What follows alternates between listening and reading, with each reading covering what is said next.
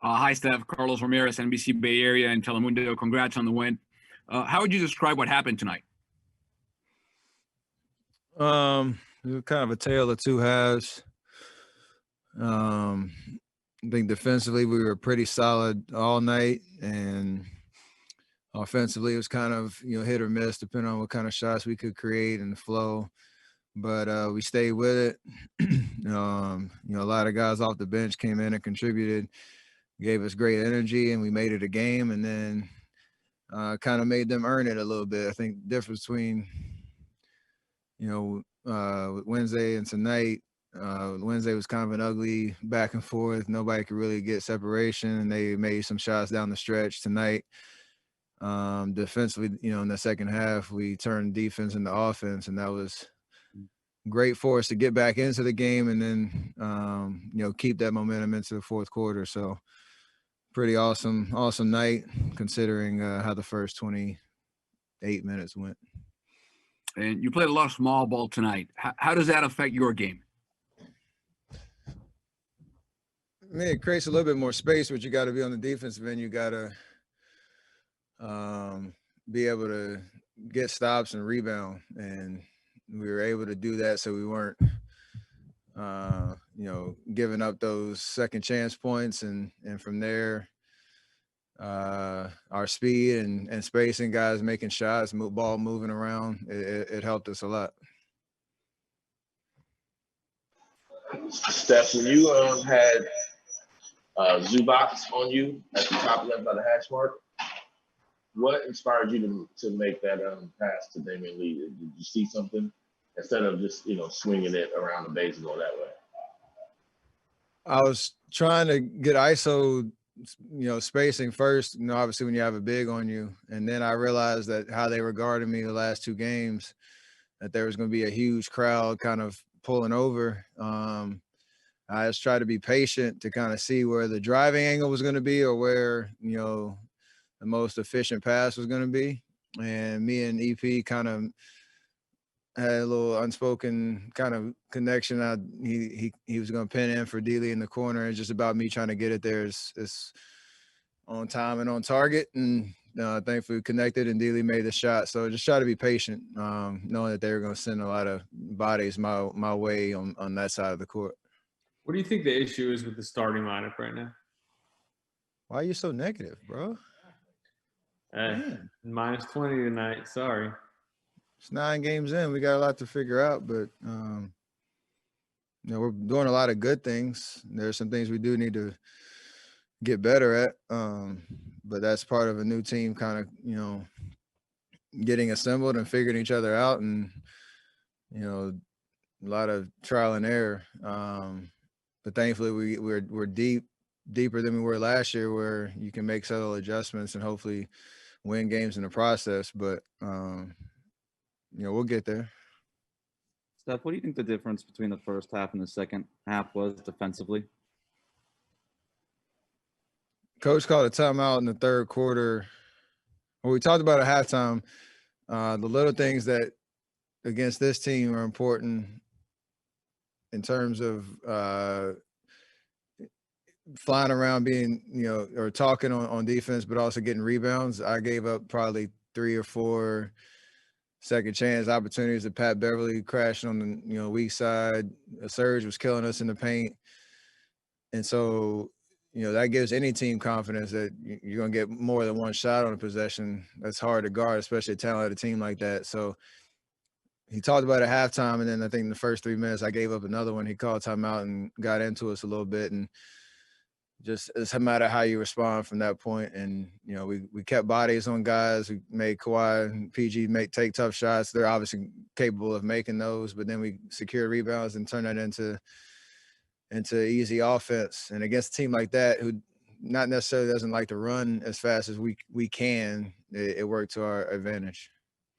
Steph, what kind of happened at the end of that third quarter, that 18-2 run that kind of really brought things back within reach for you guys? Can you kind of take us through what happened right there?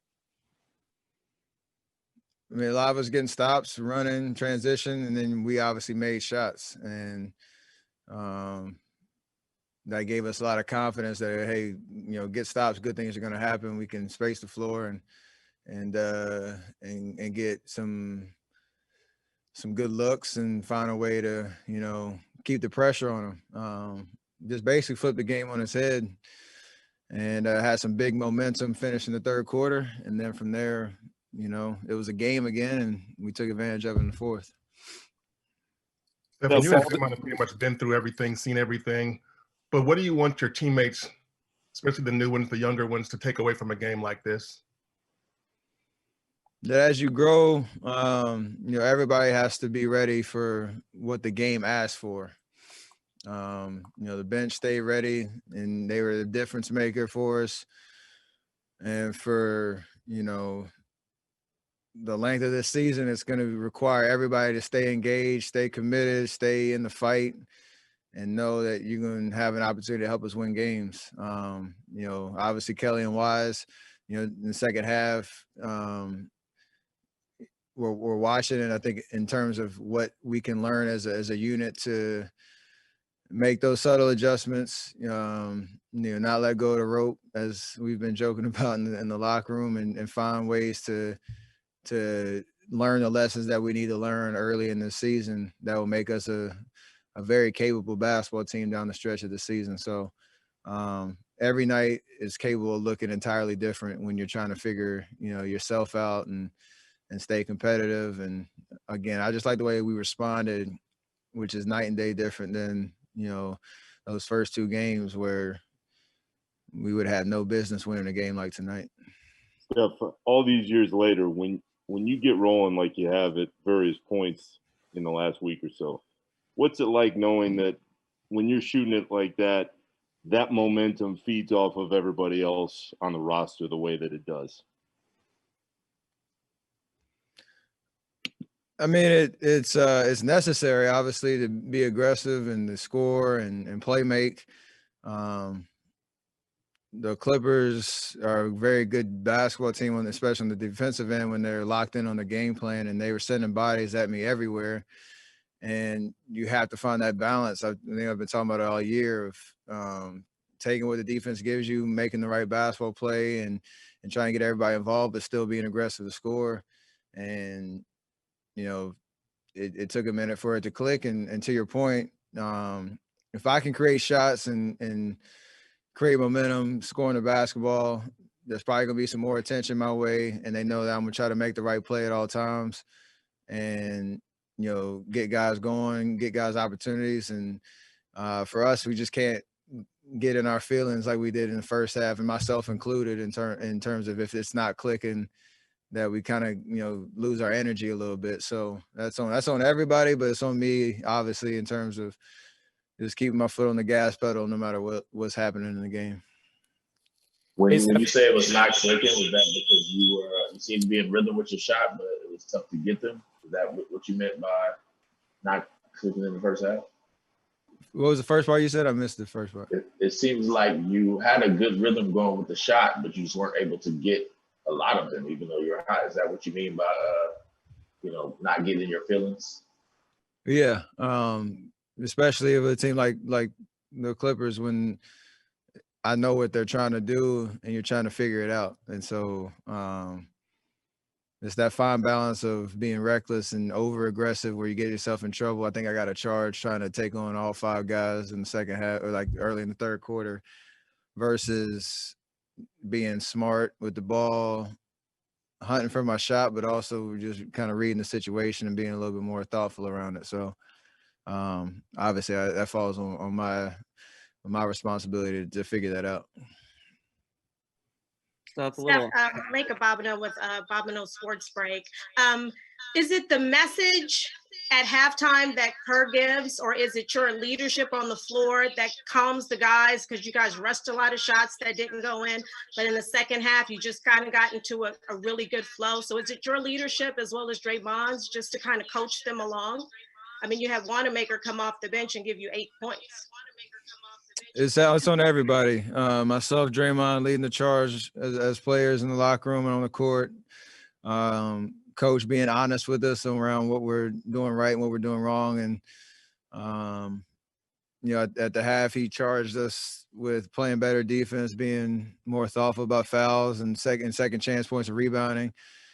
And that'll give us a good chance to get our offense going, and it worked. So the point around like Brad and EP,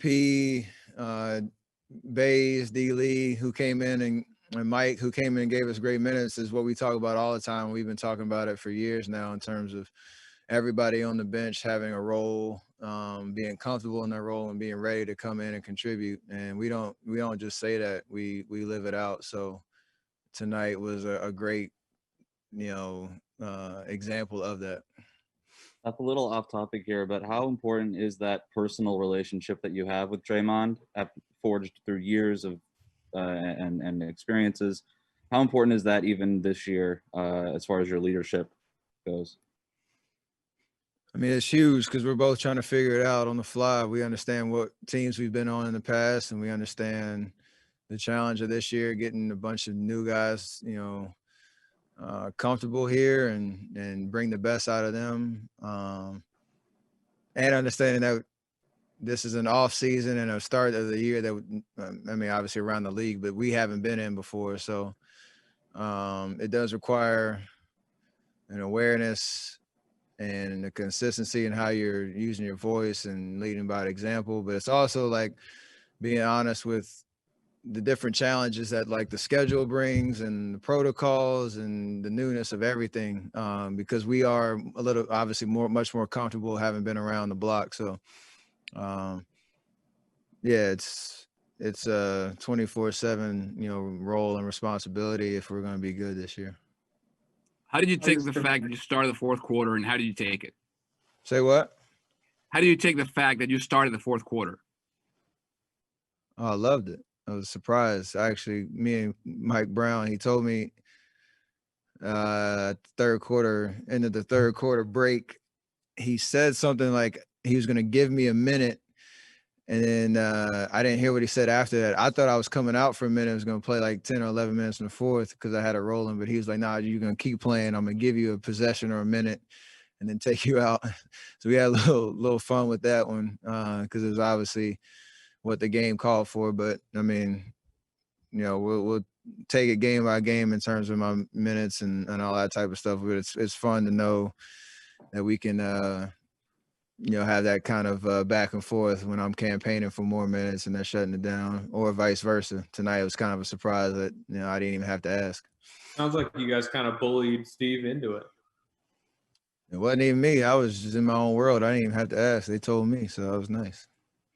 I'm gonna save those bullets for later. Hi, Steph. Is this victory a message to the people who say that the Warriors cannot be a title contender? No message is necessary, my man. We know who we are, what we're about. It's just about playing each game. So we love the fight. We love the opportunity to prove to ourselves who we are now, who we're trying to be, you know, throughout this season. So